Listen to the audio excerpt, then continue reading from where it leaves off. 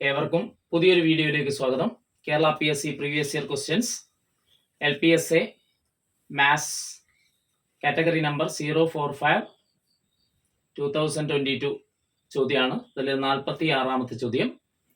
ഒരു സംഖ്യയുടെ 5 മടങ്ങ് ആ സംഖ്യയേക്കാൾ 4 കൂടുതലായ മറ്റൊരു സംഖ്യയുടെ 3 മടങ്ങിന് തുല്യമാണെങ്കിൽ സംഖ്യ ഏത് എന്നാണ് ചോദ്യം. ഇത് നമുക്ക് ബീജഗണിതം ഓൾജിബ്ര ഉപയോഗിച്ച് ചെയ്യാം, അല്ലാതെയും സിമ്പിൾ ആയിട്ടുള്ള ഒരു വഴിയിലും നമുക്ക് ചെയ്യാം. രണ്ട് വഴിയും ഒന്ന് പരിചയപ്പെടുത്തുകയാണ്. സംഖ്യയുടെ 5 മടങ്ങ്. അപ്പൊ സംഖ്യയെ നമ്മൾ എക്സ് എന്നെടുക്കുകയാണ്. സംഖ്യ അറിയില്ല, അറിയാത്ത സംഖ്യയുണ്ട് എക്സ് എന്ന് എടുക്കുന്നു. ആ സംഖ്യയുടെ 5 മടങ്ങ് എന്ന് പറയുമ്പോൾ 5 ഗുണിക്കണം എക്സ് എന്ന് കിട്ടും. 5 മടങ്ങ് ആ സംഖ്യയേക്കാൾ 4 കൂടുതലായ മറ്റൊരു സംഖ്യയുണ്ട്.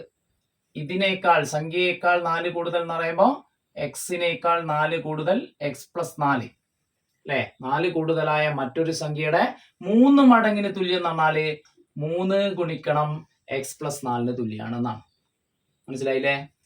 സംഖ്യയുടെ 5 മടങ്ങ് എന്ന് പറയുന്നത് സംഖ്യയുടെ 4 കൂടുതലായ സംഖ്യ എക്സ് പ്ലസ് 4 അതിന്റെ 3 മടങ്ങിന് തുല്യമാണ്. അപ്പൊ ഇത് എഴുതാൻ പറ്റിയാൽ നമുക്ക് ആൻസറിലേക്ക് എത്താം. 5x സമം 3 ഗുണിക്കണം എക്സ് എത്രയാ? 3x പ്ലസ് 3 ഗുണിക്കണം 4 എത്രയാ? 12. ഇനി എന്താ ചെയ്യേണ്ടത്?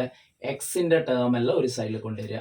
അപ്പൊ 5x ഇവിടെ 3x പിടിച്ചിട്ട് ഇടത് ഭാഗത്തേക്ക് കൊണ്ടുവന്നാൽ -3x സമം 12 എന്ന് കിട്ടും. 5x 3x കുറച്ചാൽ എത്രയാ? 2x. 2x സമം 12 എന്ന് കിട്ടി. നമുക്ക് എന്താ സംഖ്യ നമ്മള് എക്സ് എന്നല്ലേ എടുത്തേ. അപ്പൊ എക്സ് സമം 12, 2 ഗുണിക്കണം എന്നുള്ള ഇവിടെ കൊണ്ടുവരുമ്പോ ഹരിക്കണം 2 എന്ന് വരും. അപ്പൊ എക്സ് സമം 6 എന്ന് കിട്ടും.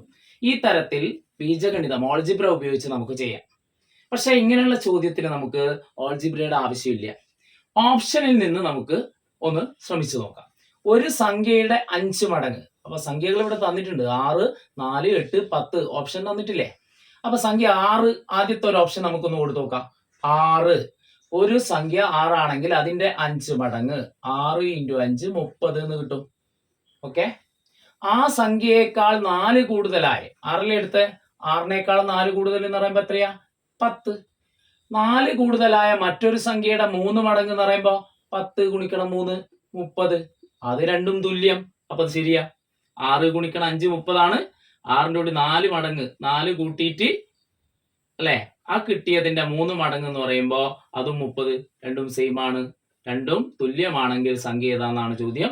ഓപ്ഷൻ എ ആണ് കറക്റ്റ് ആൻസർ. ഈ തരത്തിൽ നമുക്ക് ഓപ്ഷൻ നോക്കിയിട്ട് ആൻസറിലേക്ക് എത്തലാണ് ഈ ചോദ്യമൊക്കെ ഏറ്റവും എളുപ്പം ചെയ്യാനുള്ള വഴി. ഇനി മറ്റു ഓപ്ഷനും നമുക്ക് ഇതേപോലെ ചെക്ക് ചെയ്ത് നോക്കിയാൽ മതി. ആദ്യത്തെ ഓപ്ഷൻ തന്നെ ശരിയായുണ്ട്. നമുക്ക് ആ എക്സാമിനെ അവിടെ നിർത്താം. Okay, thank you.